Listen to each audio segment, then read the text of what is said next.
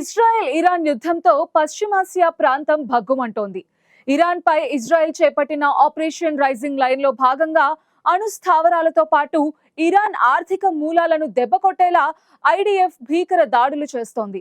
మరోవైపు Iran ప్రతీకారంగా ఇజ్రాయెల్పై ballistic missiles తో విరుచుకుపడుతోంది. తన అమ్ముల పొదిలోని భీకర అస్త్రమైన హజ్ ఖాసిం బాలిస్టిక్ మిసైల్స్ ని ప్రయోగించడంతో టెల్ అవీవ్ శివార్లలో భారీ విధ్వంసం చోటు చేసుకుంది.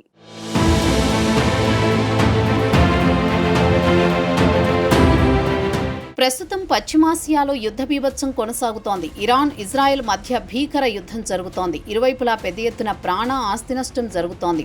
ఈ యుద్ధ నేపథ్యంలో ఇరు దేశాలు తమ డ్రోన్లు, మిసైల్స్తో పరస్పర దాడులు చేసుకుంటున్నాయి.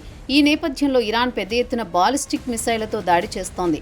తన అమ్ముల పొదిలోని భీకర అస్త్రమైన హజ్ ఖాసిం బాలిస్టిక్ మిసైల్ని ఇజ్రాయెల్పై ప్రయోగించడంతో టెల్ అవీవ్ శివార్లలోని పలు పట్టణాలు రూపురేఖలను కోల్పోయాయి. హజ్ ఖాసింను గగనతల రక్షణ వ్యవస్థలు గుర్తించలేవని ఇరాన్ చెబుతోంది. అందుకే ఈ క్షిపణి దాడులతో టెల్ అవీవ్ శివార్లలోని బ్యాట్ యామ్, గుష్డాన్, షేఫెలా, తామ్రా పట్టణాల్లో భారీ ఆస్తి నష్టం సంభవించింది. దీంతో ఈ బాలిస్టిక్ మిసైల్స్పై చర్చ జరుగుతోంది.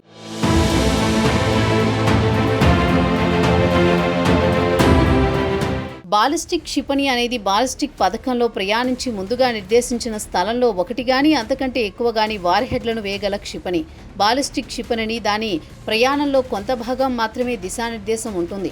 వీటిలో అసలు దిశానిర్దేశం లేని బాలిస్టిక్ క్షిపణులు ఉన్నాయి. వీటిని రాకెట్లు అనొచ్చు. ఈ మిసైళ్లు సాంప్రదాయిక హై ఎక్స్ప్లోజివ్ వార్ హెడ్లు, రసాయన, జీవ లేదా అణు ఆయుధాలను మోసుకెళ్లగలవు. ఈ మిసైళ్లు భూమి ఉపరితలం, జలాంతర్గాములు, ఓడలు లేదా విమానాల నుంచి ప్రయోగించేలా రూపొందించారు. ఈ బాలిస్టిక్ మిసైల్స్ పనితీరుని 3 ప్రధాన దశలుగా విభజించవచ్చు. మొదటిది బూస్ట్ ఫేజ్. దీనిలో మిసైల్ రాకెట్ ఇంజిన్ ద్వారా శక్తిని పొంది భూమి ఉపరితలం నుండి ఆకాశంలోకి ప్రవేశపెట్టొచ్చు. రెండవదైన మిడ్ కోర్స్ ఫేజ్లో ఇంధనం అయిపోయిన తర్వాత మిసైల్ శక్తి లేని బాలిస్టిక్ ట్రాజెక్టరీలో ప్రయాణిస్తుంది. ఇక మూడవదైన టెర్మినల్ ఫేజ్లో మిసైల్ భూమి వాతావరణంలోకి తిరిగి ప్రవేశిస్తుంది.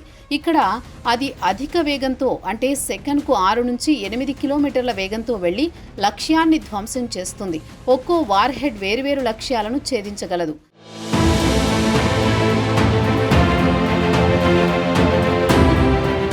బాలిస్టిక్ మిసైళ్ల విధ్వంసం సామర్థ్యం వాటి పేలోడ్ రకం మీద ఆధారపడి ఉంటుంది. సాంప్రదాయిక వార్ హెడ్లైన TNT వంటివి రసాయన విస్ఫోటకాలను కలిగి ఉంటాయి. ఇవి తక్కువ స్థాయిలో విధ్వంసాన్ని కలిగిస్తాయి. ఇక రసాయన, జీవ ఆయుధాలైన వార్ హెడ్లు జనావాసాలపై ప్రయోగించినప్పుడు భారీ నష్టాలను కలిగిస్తాయి. ఇక చివరివి అణు వార్ హెడ్లు. ఇవి హిరోషిమా అణుబాంబు కంటే డజన్ల నుండి వందల రెట్లు ఎక్కువ విధ్వంసకర శక్తిని కలిగి ఉంటాయి. ఒకే దాడిలో నగరాలను నాశనం చేయగలవు.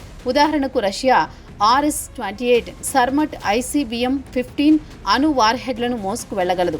ఒక్కోటి 150 నుంచి 130 కిలో టన్ శక్తిని కలిగి ఉంటుంది. ఇటీవల ఉదాహరణగా 2024 అక్టోబర్ 1న ఇరాన్ ఇజ్రాయెల్పై 200 బాలిస్టిక్ మిసైల్స్ను ప్రయోగించింది.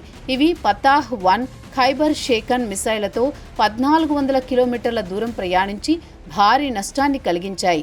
ప్రస్తుతం 31 దేశాలు బాలిస్టిక్ మిసైళ్లను కలిగి ఉన్నాయి. వీటిలో 9 దేశాలు అంటే China, France, India, Israel, North Korea, Pakistan, Russia, United Kingdom, United States అణు ఆయుధ సామర్థ్యం కలిగి ఉన్నాయి. రష్యా, చైనా మాత్రమే US భూభాగాన్ని ఛేదించగల లాంగ్ రేంజ్ ICBMలను కలిగి ఉన్నాయి. ఇరాన్, ఈజిప్ట్, ఇరాక్, యెమెన్ వంటి దేశాలు షార్ట్ రేంజ్ లేదా మీడియం రేంజ్ మిసైళ్లను యుద్ధాలలో ఉపయోగించాయి. ఇండియా వద్ద ఉన్న అగ్ని V 7000 నుంచి 8000 కిలోమీటర్ల రేంజ్తో, అంటే ఆసియా, యూరప్లోని కీలక ప్రాంతాలను ఛేదించగలదు.